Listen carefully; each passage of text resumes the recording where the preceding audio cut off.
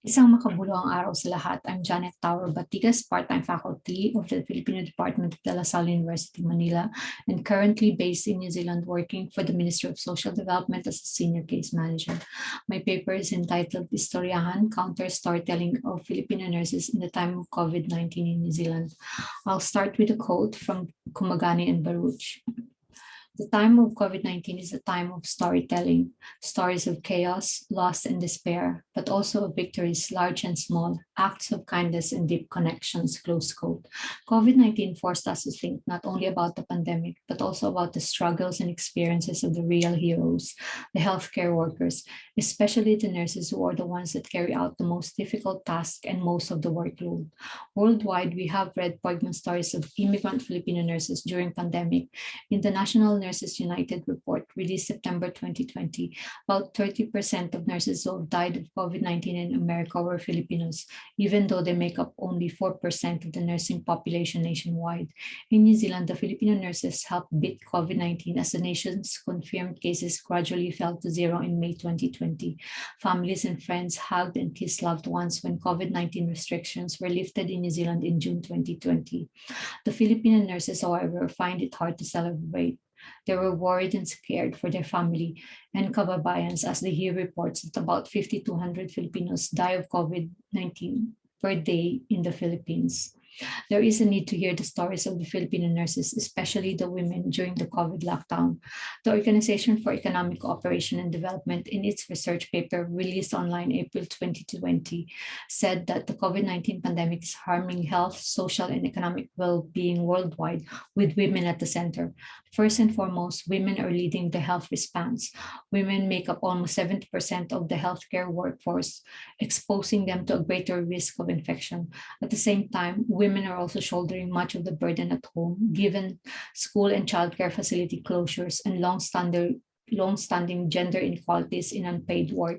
Women also face high risk of job and income loss and face increased risk of violence, exploitation, abuse, or harassment during the times of crisis and quarantine, close quote. The healthcare sector, especially the nursing field, has always been dominated by women. The overseas Filipino workers, mostly women, have been hailed as bagong bayani for saving the country's economy through remittances. The Philippine Statistics Authority recounted that cash remittances from overseas Filipino workers totaled to 29.9 billion US dollars in 2020. The Filipino nurses' stories of migration started when America set up nursing schools to colonize our educational system. During the World War II, these nursing schools helped US as there was a shortage of nurses then. There were other reasons why nurses continued to leave Philippines after the war, one of which was Ferdinand Marcos' declaration of martial law back in 1972. Ibon Foundation reported that unemployment rate increased from 7.1% in 1965 to 12.6% in 1985. The official poverty incidence is 49% in 1985. The corruption, cronyism, and debt, which greatly contributed to the country's economic problems, also caused the increased number of overseas Filipino workers.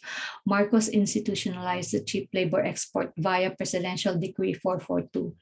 The 1974 Labor Code started a recruitment and placement program to deploy Filipino workers to overseas labor markets.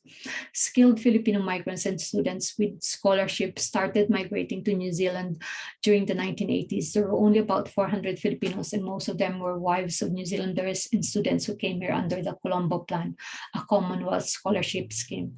However, from 2010s onward, there was an increase of Filipinos migrating to New Zealand, mostly highly educated, and the immigration rules which favored skilled migrants made it easier for them to settle. Statistics New Zealand reported that among the Asian ethnic groups, Filipinos have the lowest unemployment rate and the highest average income. The initial objective of this study is to give voices to the Filipino nurses working in New Zealand as they tell their stories during the first year of the COVID-19 pandemic. This paper made use of an explorative design consisting of qualitative interviews with 5 Filipino women nurses. These women nurses who graduated in the Philippines are specialist nurses, leaders of their communities, and mothers. All participants have obtained citizenship and permanent residence in New Zealand and have lived here for more than 5 years. In order to ensure the confidentiality of the participants, the researcher used pseudonym. The 5 participants are the following. Nina is a clinical nurse specialist who covers 6 of the 18 managed isolation and quarantine facilities on an advisory and clinical management basis. She is a mother with 2 kids. Shah is a registered nurse with working in a surgical unit in a city hospital, a mother of 2 kids. Jean is a specialist in a city hospital and a mother of 2 kids. She is also an officer of Filipino community group with more than 200 members. Tonya is a mother of 2 kids, a registered nurse, working in a major city hospital and completing her bachelor degree in IT. Zan, a mother of 1 kid, is a registered nurse of a retirement village, which is one of the largest retirement villages in New Zealand. The interviews were conducted individually during the first 2 months of 2020. A semi-structured interview guide was developed based on these questions shown in your screen. This paper was born out of the need to tell the stories of the Filipino women nurses in New Zealand during the time of COVID. Counter storytelling is an essential feature of this paper that employed the critical race theory as a framework. Solorzano and Yosa define counter storytelling as a method of telling stories of those people whose experience are not often told, including people of color, women, gay, and the poor. As an essential tenet of CRT, counter storytelling, according to Machado, is a powerful means for creating meaning as well as challenging myths. Delgado claimed that there are 3 genres of counter stories documented by CRT scholars.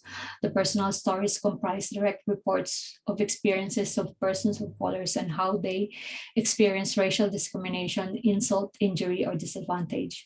The other people's stories hold the power to move, and when they are retold, they take on a larger-than-life quality. The composite stories or narratives represents an accumulation, a gathering together, and a synthesis of numerous individual stories. What begins as a particular individual experience gains validation through the act of retelling, and this is what the paper hopes to accomplish. During and after interview, it became apparent from the answers and stories of the 5 Filipino nurses that there are 3 major themes emerging. First, the Filipino nurses' struggles as they continue to work during the pandemic. 2, the Filipino culture and religious beliefs that helped them thrive during the pandemic. 3rd is the Filipino nurses' guilt feeling of not being able to be with their families in Kababayan during the pandemic. Some of what they said are shown in your screen. In the first theme, they narrated the plans they have put in place to ensure that they do not bring the virus home. Jean stated that since both herself and her husband work in the hospital, they have a spare room if one of them get the virus. It was also liberating to hear these mothers opine that they do not see childcare and housekeeping as their sole responsibility. They have made it clear with their husbands, Filipinos and Cubans, that they must equally share the load even before the pandemic. It was therefore easier during lockdown to schedule the care during weekdays and weekends, the pickup from schools and other household chores. They also expressed gratefulness that New Zealand is a family-friendly country and their working hours are flexible because they have kids. The 5 Filipino nurses admitted that although they have not experienced racist attacks, they are aware that it can happen to them and to their kids. Aside from teaching their kids how to defend themselves from the virus COVID-19, they also have to teach them how to defend themselves from racist attacks. The respondents, however, claim that they have experienced incidents that they considered as covert racism or modern racism. For instance, Tonya and Jean fought for the need to use face masks when the pandemic started amidst refusal from their managers with disparaging comments that it's only practiced by Asians in Asian countries. The second theme of their stories evolve around the Filipino culture and identity that helped them survive and thrive during the first year of the COVID-19 pandemic. The Filipino nurses talked about their work ethics and their confidence to take whatever challenge hurled at them, which made them valuable to the country's health sector. These nurses grew up in a country where resilience is a must to survive and giving up is far from their minds. Aside from the Filipino culture and identity as hard workers, their strong belief in God also helped them survive and thrive during the first year of the COVID-19 pandemic. The last theme is about the Filipino nurses' guilt feeling of not being able to be with their families in Kababayan during the lockdown. They are aware that they should not feel guilty of not being in their home country, as the overseas Filipino workers are the economic saviors, not only of the Philippine economy, but also of their families back home. However, they still do feel the guilt, even if they were not in the Philippines. However, they still find ways to help, like the story of Sha, in which they had a fundraising for the nurses' protective gears in the Philippine Heart Center where she used to work. For the conclusion, hashtag listen to women. This title, the first chapter of Karen Nixon's book, and it tells the tale of Lady Montagu and her struggle to bring smallpox inoculation to Western medicine.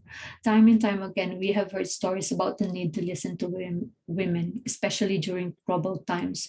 Their stories captured the feelings and the context within which the Filipino nurses, as storytellers, express their struggles and anxiety, joy and victories during the pandemic. In the stories of these Filipino nurses, they have passed on their experiences and knowledge to their friends, families, and to the people in our home country. This paper might appear to have a simple objective, and that is to tell the stories of these 5 Filipino nurses during the time of COVID lockdown in New Zealand. But by telling their stories, we have given them a voice. There are 2 points that I'd like to raise from our Istoryahan. First is the issue of racism. In the 2010 New Zealand Human Rights Commission report suggested that 1 in 2 New Zealanders feel the arrival of Asian migrants is changing the country in undesirable ways. Race Relations Mengfood reported that there is a growing number of racist attacks against Asians since COVID broke out. The 5 Filipino nurses claimed they have Filipino friends who have been racially attacked. The usual taunts of racists are "go home, you don't belong here." Their stories showed their bravery as they acknowledged the pandemic is a threat not only to them but to their children's lives.